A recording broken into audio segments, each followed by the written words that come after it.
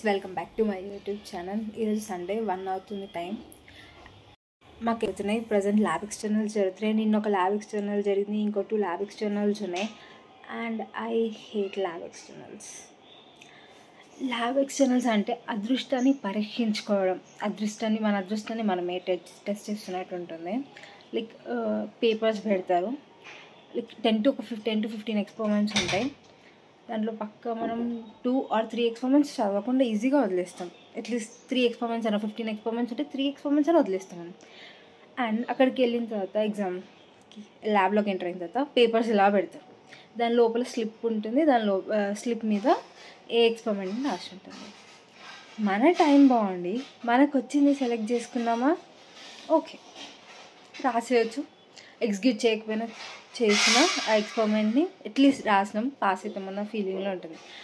అదే మన దరిద్రం కొట్టి మనం టైం బాగాలేక మనకి రాంది వస్తే, మన రాంది తీసుకుంటే ఇంకా ఉంటుంది.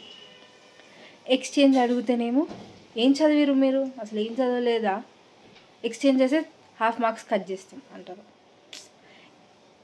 రాకపోతే బాధ, సరే వచ్చింది మనకు వచ్చి సరే అలా సరే ఎక్స్చేంజ్ అన్నాం అలా అని చెప్పి మళ్ళీ పిక్ చేయమంటారు. మన టైం బాగాలేక మళ్ళీ ఎక్స్చేంజ్కి మనం పిక్ చేసినప్పుడు మనకి రాంది వస్తే అప్పుడు ఏం చేయాలో అర్థం కాదు. This the worst situation. ఏముంది, మనకు వచ్చింది రాసేసి ఇచ్చేయాలి, అలా ఉంటుంది. అండ్ ఇంకో 2 ల్యాబ్ ఎక్స్టర్నల్స్ ఉన్నాయి. నిన్న జరిగిన ల్యాబ్ ఎక్స్టర్నల్ వర్స్ట్. నేను ఏ 2 ఎక్స్పెరిమెంట్స్ చదవలేదు, అదే 2 ఎక్స్పెరిమెంట్స్ నాకు వచ్చింది. ఏదో నాకు తెలిసిన సర్క్యూట్ డయాగ్రామ్స్ వేసి ఇచ్చేస్తా, ఏం చేస్తాం. వైవా ల్యాబ్ ఎక్స్పెరిమెంట్సే చదవడం పెద్ద హెడేక్ అంటే వైవాకి చదవాలి. ఆ వైవాకి వచ్చిన వాళ్ళు ఏం అడుగుతారో తెలీదు, మనం చదివిందే అడుగుతారని గ్యారంటీ లేదు. ఆమెకు 3 క్వశ్చన్స్ అడిగితే నేను ఒక్క క్వశ్చన్కి ఆన్సర్ చెప్పి బయటకు వచ్చేసాను.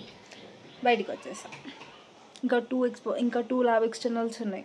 నేను మిడ్స్ రాయొచ్చు, సెమ్స్ రాయొచ్చు, కానీ ల్యాబ్ ఎక్స్టర్నల్స్ ఆర్ వర్స్ట్. ఇట్లా టెన్షన్ వచ్చేస్తుంటుంది మనకి. మనం ఏం పిక్ చేసుకుంటే మనకు వచ్చింది వస్తుందా, మనకి రాంది వస్తుందా, అది సిచ్యువేషన్. ఇంకా 2 ల్యాబ్ ఎక్స్టర్నల్స్కి చదవాలి.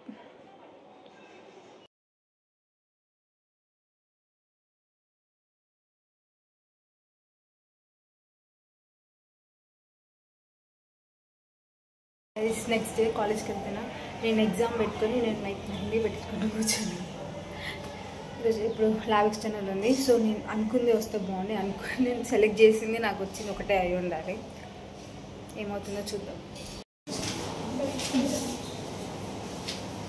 హలో గైస్, ఈరోజు లాస్ట్ ల్యాబ్ ఎక్స్టర్నల్. నిన్న ఎక్స్టర్నల్ బెటర్ అయింది, నాకు వచ్చింది కాబట్టి రాసేసిన, నాట్ ఏ ప్రాబ్లం. కానీ ఈరోజు మాత్రం ఫుల్ టెన్షన్ అవుతుంది.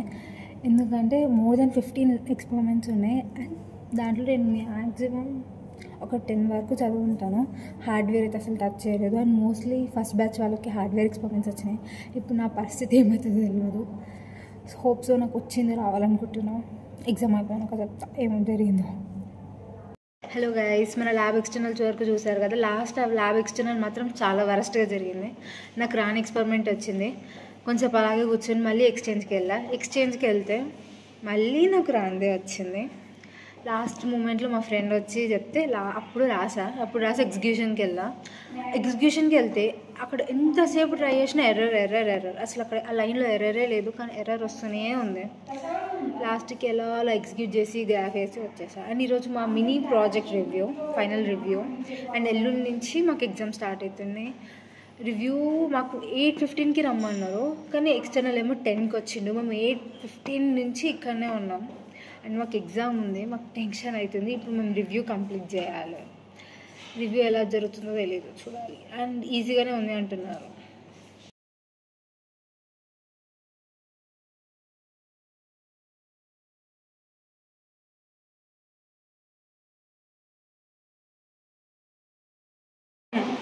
ఇది smart helmet for open pit mines. ఈ ప్రాజెక్ట్ ఏంటి అంటే, ఒక హెల్మెట్కి డిఫరెంట్ టైప్ ఆఫ్ సెన్సార్స్ని కనెక్ట్ చేసినాం. సో దట్ మైనర్కి ఏమైనా హజార్డస్ సిచ్యువేషన్స్ ఉంటే మనం కంట్రోల్ రూమ్ త్రూ మానిటర్ చేయొచ్చు. మనం